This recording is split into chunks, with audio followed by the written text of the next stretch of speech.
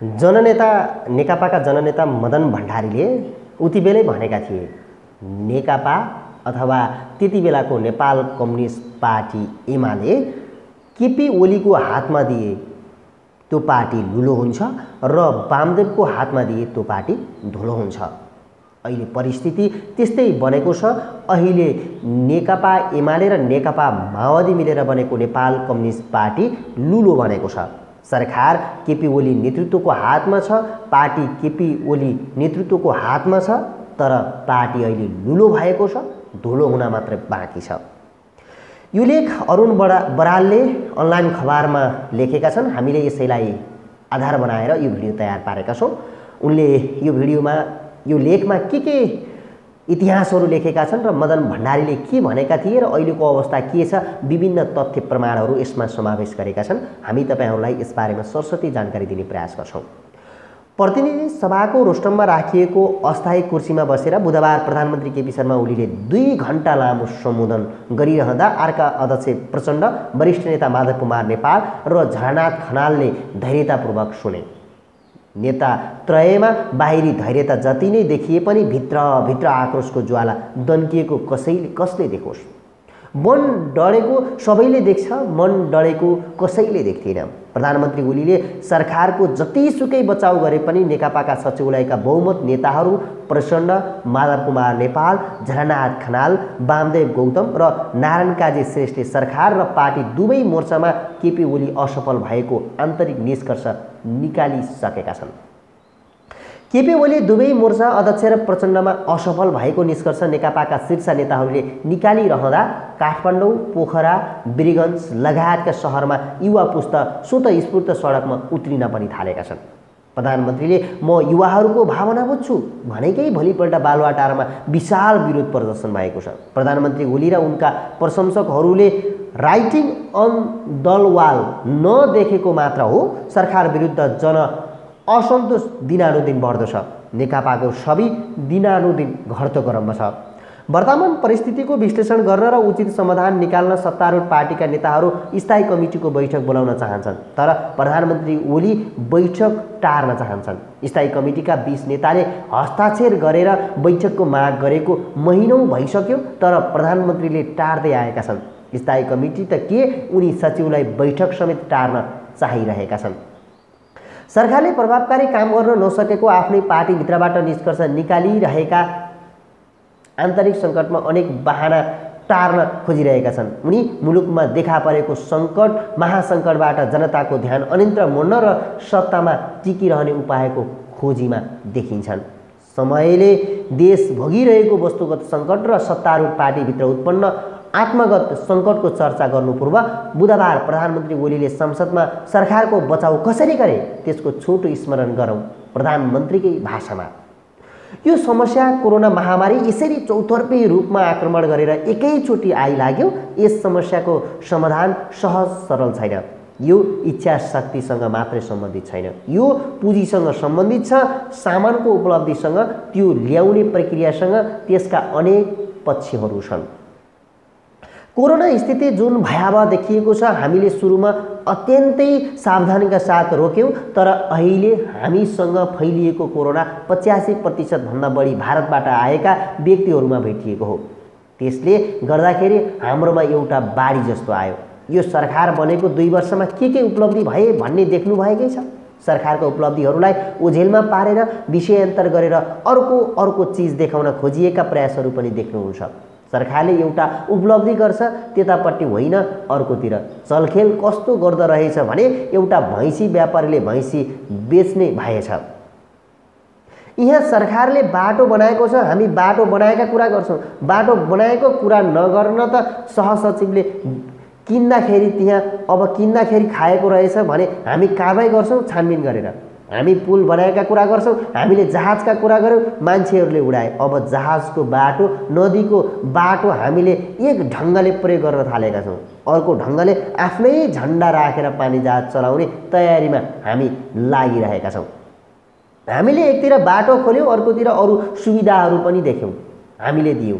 डुबानको सन्दर्भमा कतिपय ठाउँमा संयुक्त टोली बनाएर खोल्ने काम भएका छन् भने कतिपय ठाउँमा खोल्ने तयारी हुँदैछ। यहाँ सरकारको उपलब्धिबारे चर्चा गर्दा गर्दै त्यसलाई बिचैमा छाडेर प्रधानमन्त्रीले फेरि भारततिर फर्कन्छन् अनि भन्छन्, अहिले सुन्छु कतिपय ठाउँमा फेरि भारतले बाटाका नाममा बाँध बनाउँदैछ। ती युवा कुराहरूमा हाम्रो ध्यान भएको छ र ती कुराहरूमा हामीले भारतलाई सचेत गराइरहेका छौँ। छिमेकी भएर छिमेकीको खेत डुबानमा पार्ने गरी बाटा संरचना केही पनि निर्माण गर्न पाइँदैन। भारतले यस्तो गर्न मिल्दैन। प्रतिशत 10 लाख PCR टेस्टमा भुटानभन्दा बाहेक अरू देशभन्दा हामी अगाडि छौँ। यो महामारी अहिलेको सरकारको कमजोरीको प्रश्न होइन, विश्वव्यापी महामारी हो। सरकारले प्रभावकारी ढङ्गले काम गरिरहेको छ र गर्नेछ, कोरोनाबाट देशलाई मुक्त गर्नेछ। यसले सरकारले चालेका कदमहरू र यसले हासिल गरेका उपलब्धिहरूमा कुन चाहिँ कुरामा असन्तुष्ट हुनुपर्नेछ। अहिले कोरोनाको कारणले हामीले भनेको उत्पादन वृद्धि दर हासिल भएन, यो सरकारको कमजोरी हो र हामीसँग असन्तुष्टि हुनुपर्ने विषय हो र यो, अथवा सरकारलाई आलोचना गर्ने मौका पाइयो भन्ने विषय हो र असन्तुष्टिको कुरामा 100% म पनि छैन, तर यो भन्दा बढी गर्न सकिँदैन थियो। जुन परिस्थितिमा सरकारले काम गरेको छ त्यस परिस्थितिमा अधिकतम उपलब्धिका साथ स्पष्ट योजनाका साथ सरकार अगाडि बढेको छ। कहिलेकाहीँ एक खालका साथीहरू बसेर कुरा गर्दा सत्यबाट बाहिर अलि टाढा पुगिने खतरा हुन्छ। त्यस खतराबाट जोगिन म साथीहरूलाई आग्रह गर्दछु। के प्रधानमन्त्री ओलीले दाबी गरे जस्तै यो सरकार ठिकठाक ढङ्गले चलिरहेको छ त? सरकारले ठिक ढङ्गबाट काम गरिरहेको छ वा देशलाई बर्बादीतर्फ धकेलिरहेको छ? यसको जवाफ खोज्ने यो लेखको उद्देश्य होइन। यो लेखमा सत्तारूढ नेकपा र ओलीको नेतृत्वमा रहेको सरकारले के कस्ता सङ्कट भोग्दैछ भन्ने विषयमा तटस्थ विश्लेषण गर्ने प्रयास मात्र गरिएको छ। आफ्नो सरकार र पार्टीमा सङ्कट आएको स्वीकार प्रधानमन्त्री ओली तयार छैनन्। सरकार 99.9% ठिकठाकै चलिरहेको उनको जिकिर छ। सरकारले राम्रा कामहरू गरिरहेको तर विपक्षीले सरकारलाई असफल देखाउन प्रचार युद्ध छाडेको प्रधानमन्त्रीको विश्लेषण देखिन्छ।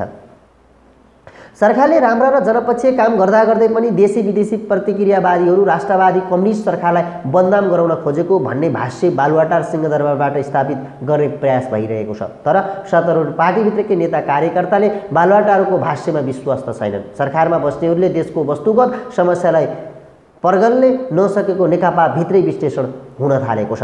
आखिर नेकपा सरकार सङ्कटमा फसेको हो कि होइन? केही मिडिया, सामाजिक सञ्जाल वा विपक्षीहरूले सरकार विरुद्ध भ्रम फिजाएकै मात्र हुन् त? आम जनता वर्तमान सरकारप्रति सन्तुष्ट नै रहेको परिस्थिति हो त? यी प्रश्नहरूलाई सन्तुलित एवं वस्तुसम्मत आँखाले हेरियो भने मात्रै सत्यको नजिक पुग्न सकिन्छ। अन्यथा नाकै मुनि आएको सङ्कटलाई देख्न सकिन्न र थप सङ्कटको सुरुङमा फस्ने खतरा हुन्छ। सिंहदरबार बालुवाटारतिर फर्केर हेर्दा तस्बिर एउटा देखिन्छ, आम जनतामा फर्केर हेर्दा अर्कै देखिन्छ। जनतामा सरकारप्रति आक्रोश बढ्दै गइरहेको छ। जनता आक्रोशित छन्, कार्यकर्ताहरू निराश छन्। सत्तारूढ दलका नेता कार्यकर्ता कि कर्तव्यबोध र जिम्मेवारविहीन अवस्थामा छन्।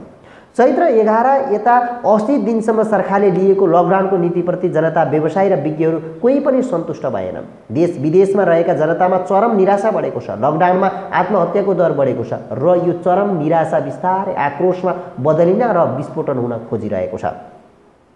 यो स्थितिमा सरकारले ठिकठाकै चलिरहेको मानेर ढुक्क हुने हो या बर्बाद हुँदैछ भन्ने बुझेर बेलैमा सचेत हुने? प्रधानमन्त्री ओलीको तर्क छ कि कोरोनाले निम्ताएको सङ्कटको दोष उनको सरकारमाथि ल्याउनु न्यायसम्मत हुँदैन। अहिले कोरोनाका कारणले हामीले भनेको उत्पादन वृद्धि दर हासिल भएर यो सरकारको कमजोरी हो र? प्रधानमन्त्री ओलीको प्रश्न छ, सरकारसँग असन्तुष्ट हुनुपर्ने विषय हो र यो, अथवा सरकारलाई आलोचना गर्ने मौका पाइयो भन्ने विषय हो र?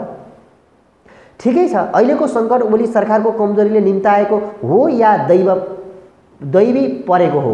यसको विश्लेषण समयक्रममा गर्दै जान सकिएला। तर त्योभन्दा पहिले छलफल गर्नुपर्ने प्रश्न के हो भने अहिले देशमा सङ्कट छ कि छैन? ओली सरकार सङ्कटमा फसेको हो कि होइन र यो सङ्कटको समाधान गर्ने वा सरकार सक्षम छ कि पार्टीले यसको विकल्प बारेमा पनि सोच्नुपर्ने बेला आएको हो। तथ्यहरूलाई हेर्दा सुविधाजनक बहुमतमा रहेको ओली सरकार आत्मगत र वस्तुगत दुवै प्रकारका सङ्कटमा फस्न थालेको देखिन्छ। यसमा कोरोना भाइरसको दोष कति छ र सरकारको दोष कति छ त्यो बेग्लै पाटो हो। तर देशमा सङ्कट छ, यो सङ्कट झन गहिरिँदै गएको छ। सुरुमा 3वटा वस्तुगत सङ्कटहरूको चर्चा गर्नु आवश्यक छ। स्वास्थ्य सङ्कट। कोभिड 19 कोरोना भाइरसले सरकारमाथि धावा बोलै छ। सरकारमाथि आइलागेको यो सबैभन्दा ठुलो चुनौती र सङ्कट हो। कोरोनाका कारण जनजीवन र जनस्वास्थ्यमा सिर्जना भएका नयाँ चुनौतीहरूको सामना गर्नुपर्ने मुख्य जिम्मेवारी सरकारकै हो। यसमा सरकारलाई अल्मलिने र गल्ती गर्ने छुट पटक्कै छैन। तर लकडाउन कडा बनाउने वा खुकुलो बनाउने दुवै सन्दर्भमा सरकार 80 दिनसम्म अल्मलियो। विदेशबाट आउने नेपालीको व्यवस्थापनमा पनि सरकार चुकिरहेकै छ। स्वास्थ्य जाँच र क्वारेन्टाइनहरूको व्यवस्थापनमा सरकार चुकिरहेकै छ। जतिसुकै दूरदर्शी र प्रदर्शी भनिए पनि यो महामारीमा व्यवस्थापकीय हिसाबले ओली सरकार पूर्णतः अयोग्य र अदूरदर्शी साबित भएकै हो। सरकारले यही अयोग्यताका कारण जनतामा असन्तुष्टि र विद्रोहका सङ्केतहरू देखिन थालिसकेका छन्। कुनै पनि स्वदेशी वा विदेशी प्रतिक्रियावादीहरूको चलखेलका कारणले होइन, सरकारकै व्यवस्थापकीय असम्यताका कारण जनआक्रोश बढ्दो छ। सरकारमा बस्नेहरूले राइटिङ अन द वाललाई पर्गेल्न सकिरहेका छैनन्, यो बेग्लै कुरा हो। स्वास्थ्य सङ्कटको दृष्टिकोणले महामारी नियन्त्रणमा अबको दिनहरू ओली सरकारका लागि झनै चुनौतीपूर्ण हुने देखिन्छ। कोरोनाबाट सङ्क्रमित र मृतकहरूको सङ्ख्या थपिरहेको छ। अब सङ्क्रमणको दर र दायरा देशभरि फैलिने र थप स्रोत साधन परिचालन गर्नुपर्ने दबाव सरकारमाथि थपिनेछ। अब पनि सरकारले केही पनि गर्न सकेन भने जनअसन्तोष बढ्दै जानेछ। कोरोना नियन्त्रणका क्रममा 10 अर्ब रुपैयाँ कहाँ खर्च भयो भन्ने प्रश्न उठेको छ। PCR किटको दुरुपयोग भएका समाचारहरू बाहिर आइरहेका छन्। अब जनताले यो सबै कुराको हिसाब किताब खोजिरहेका दिन सरकार असिन पसिन हुने निश्चित छ। आगामी चुनावसम्मै ओली सरकारलाई यो प्रश्नले लखट्ने पक्की छ। 2. आर्थिक सङ्कट। कोरोना महामारीले निम्ताएको सङ्कट जनस्वास्थ्य वा तत्कालीन जनअसन्तोषमा मात्र सीमित छैन। देशमा ढुकुटीमाथि नै यसले ठुलो सङ्कट निम्ताएको छ। अब यो आर्थिक सङ्कट कोरोनाको भाइरस विरुद्ध खोप पत्ता लाग्दैमा हट्नेवाला पनि छैन। यो आर्थिक सङ्कटले देशलाई लामै समय गाज्नेछ। कर र राजस्व नउठ्ने, कर्मचारीलाई तलब खुवाउन नसकिने, राज्यको अरबौँ बजेट महामारी नियन्त्रणमा खर्चिनुपर्ने, त्यसमाथि पनि भ्रष्टाचार हुने, अर्थतन्त्र चलायमान नहुने र बेरोजगारी एवं गरिबी बढ्ने निश्चित पक्का छ। यो आर्थिक सङ्कटका कारण सिङ्गो देश अर्थतन्त्र चपेटामा पर्ने रुमालिने र परिणामस्वरूप सामाजिक हिंसा एवं वर्ग सङ्घर्ष चर्किने सम्भावना छ। यो स्थितिमा सामाजिक आर्थिक विशृङ्खला निम्तिने खतरा पनि बढेको छ।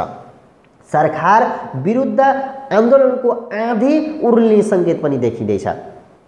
त्यो आन्दोलन जायज होला नहोला त्यो बेग्लै पाठ हो, तर आन्दोलन चाहिँ होला जस्तो देखिँदै गएको छ। हामीले यो पनि बुझ्नुपर्छ कि अहिले देशमा यस्तो सङ्कट आउनु ओली सरकारको मात्र दोष नभएर कोरोना महामारीको पनि दोष पक्कै छ। तर सही समयमा यसको व्यवस्थापन गर्नुपर्ने दायित्व चाहिँ फेरि पनि सरकारकै थियो। कोरोना भाइरसलाई दोष देखाएर प्रधानमन्त्री ओलीले सही समयमा यसको व्यवस्थापन गर्न सकेनन् र पानीमाथिको उभानो बन्न पनि मिल्दैन। तथापि यो परिस्थितिबारे सरकार वा सत्तारूढ नेकपाका नेताहरूले गम्भीरतापूर्वक सोचेको छलफल गरेको पटक्कै देखिँदैन। नेकपा नेताहरू तत्कालीन व्यवस्थापकीय पक्षमा जस्तै पोस्ट कोरोना प्रभावका विषयमा पनि फिटिक्कै गम्भीर देखिएका छैनन्। उनीहरू प्रधानमन्त्री ओलीको अभिमानका सामु कि कर्तव्यमूढ र लाचार देखिन्छन्। तेस्रो पक्ष छ राजनीतिक सङ्कट। स्वास्थ्य सङ्कट र आर्थिक सङ्कटको जगमा राजनीतिक सङ्कट बढ्नु स्वाभाविक हो। राजनीतिमा अक्सर के देखिने गर्छ भने शासकहरू कहिलेकाहीँ सङ्कटलाई विषयान्तर गर्छन् र केही समयका लागि टार्न खोज्छन्। राजनीतिक सङ्कट नै छैन भने जस्तो भ्रम पार्न खोज्छन्। जनताले दुधको कुरा गर्दा चलाक शासकहरूले सिङ र पुच्छरको कुरा गरेर विषयान्तर गर्न खोज्छन्। ओली सरकारले पनि कोरोना भाइरसलाई देखाएर पार्टीभित्रको आन्तरिक विवाद वा जनतामा बढिरहेको असन्तोषलाई विषयान्तर गर्दै राम्रै मौका पायो।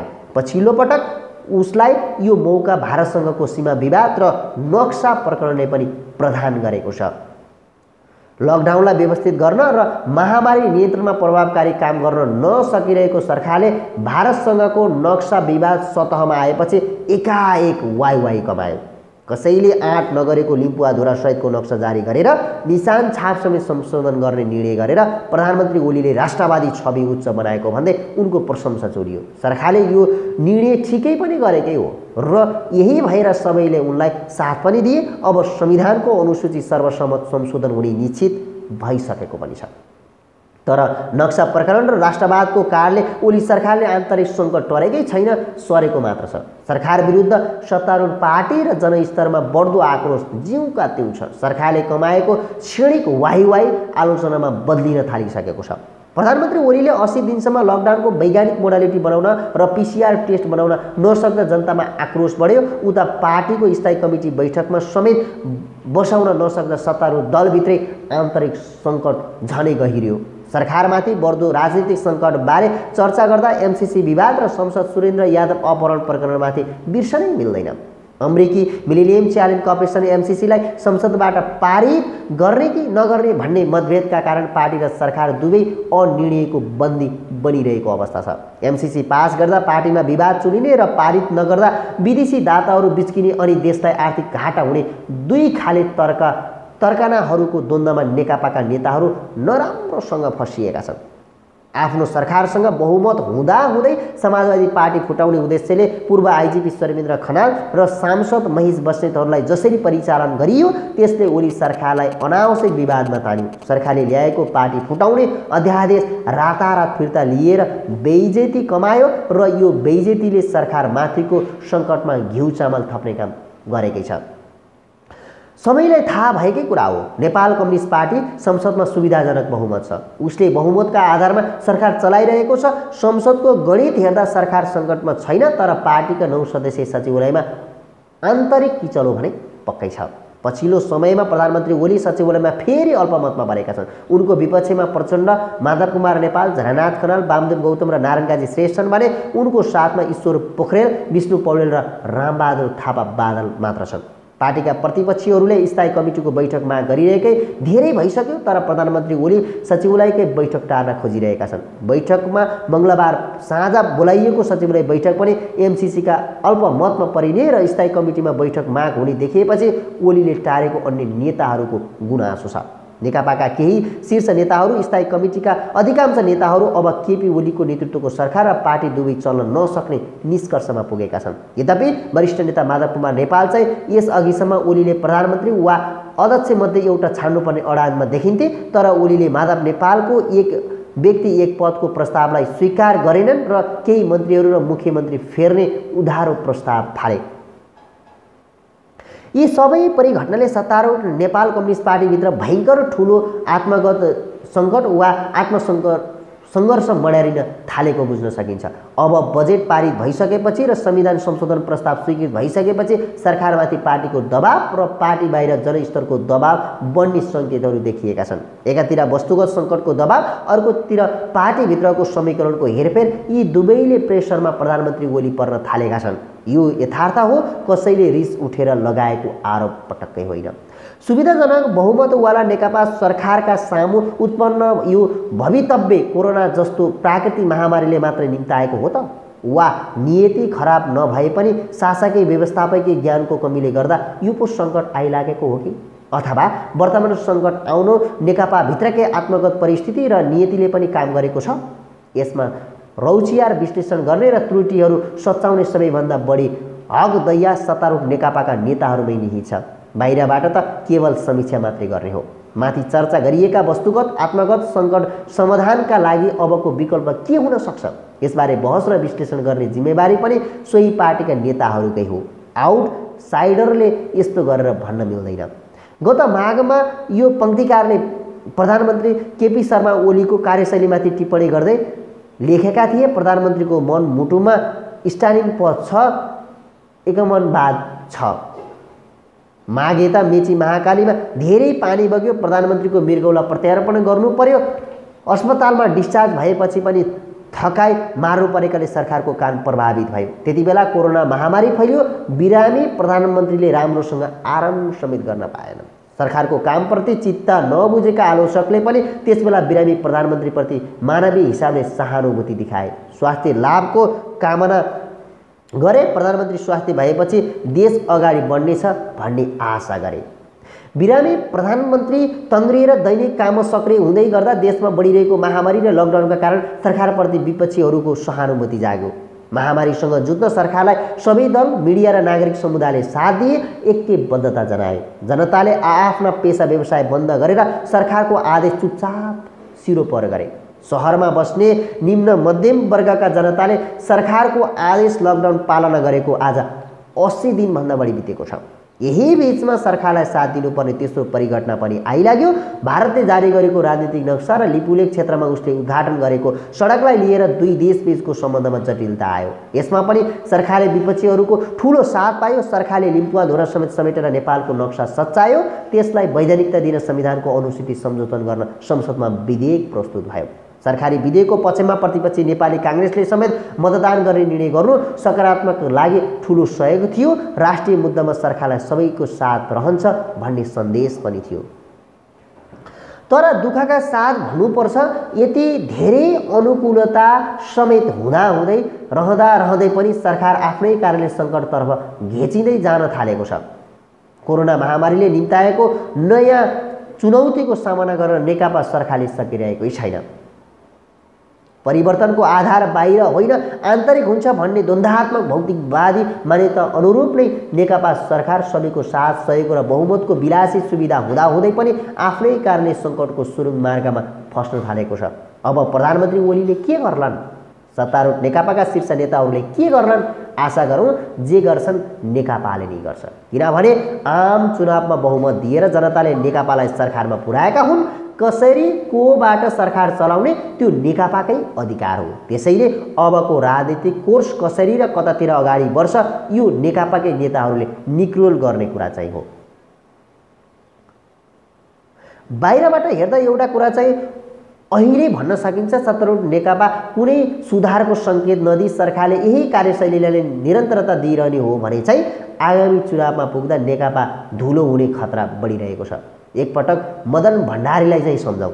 नेकपाका पुराना नेताका अनुसार तत्कालीन एमालेका महासचिव मदन भण्डारीले त्यति बेला भनेका थिए केपी ओलीलाई पार्टी जिम्मा दिए भने पार्टी लुलो हुन्छ, वामदेवलाई पार्टी जिम्मा दियो भने धुलो हुन्छ। पत्याउनुहोस् नपत्याउनुहोस्, अहिले केपी ओली नेतृत्वको नेकपा लुलो भएको छ, धुलो चाहिँ हुन बाँकी छ। त्यो भने हेर्न बाँकी छ।